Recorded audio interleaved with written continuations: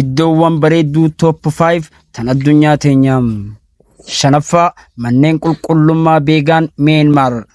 Paagodaa fi manneen qulqullummaa Budistootaa dinqisiisoo 3,500 ol ta'an magaalaa durii beegaan Myanmar taate uumuudha.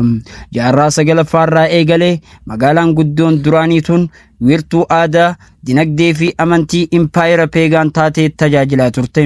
Hayyoonni akka amananitti bulchitoonni beegaan waggoota 250 keessatti gamoolee amantii 13,000 ol ijaaruun eenyummaa biyyattiin Budistoota ta'uu agarsiisanii jiru.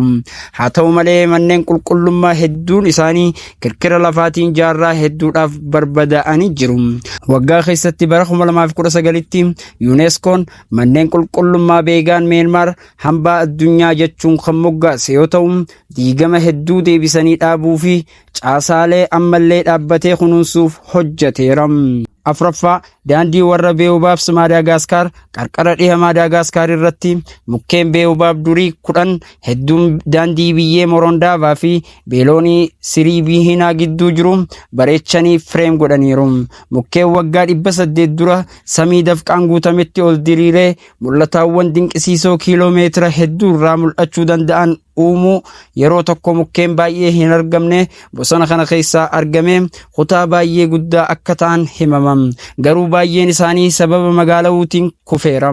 Daandii kana kunuunsuuf carraaqqii godhaniin aktiivistoonni naannoo sanaa daandii Beeyobaabs siidaa uumama Maadaagaskar isa jalqaba akka ta'uuf iyyata milkaa'inaan dhiyeessanii jiran.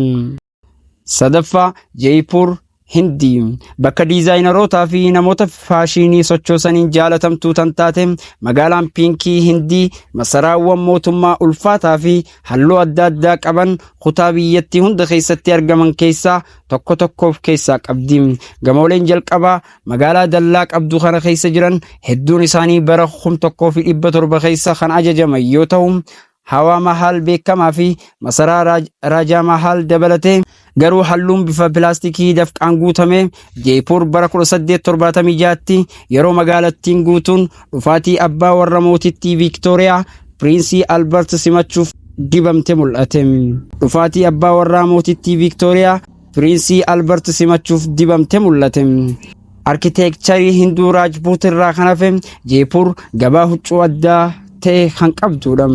Lammaffaa Meechuu Piichuu Peeruu keessatti argamu. Gaarreen Andis keessatti kan argamu argannoon barbaachisaan impaayera Inkaa durii irraa argame Meechuu Piichuu jedhamu jira. Kitaadeel guddaan kun caasaa adda addaa waliin guutummaa iddoo maayilii 5 dheeratu kana keessatti haftee yookaan qabeenya mootii abbootii qabeenyaa Inkaa yookaan wiirtuu amantii akka ta'etti yaadameera. Bakka gaara keessa jiru kana gahuun hojii salphaa miti.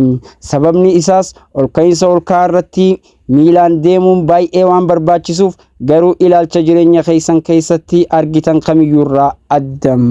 Tokkoffaa Poozitaanoo Xaaliyaanitti argama.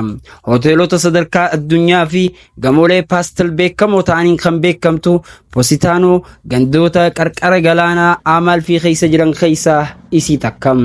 Kana malees isiin manneen daldala hedduun qarqara galaanaa kanarra jiran ogummaa harka ogeeyyii seeraamiksii fakkii kaastootaa fi diizaayineroota huccuu Xaaliyaaniitti kabaju.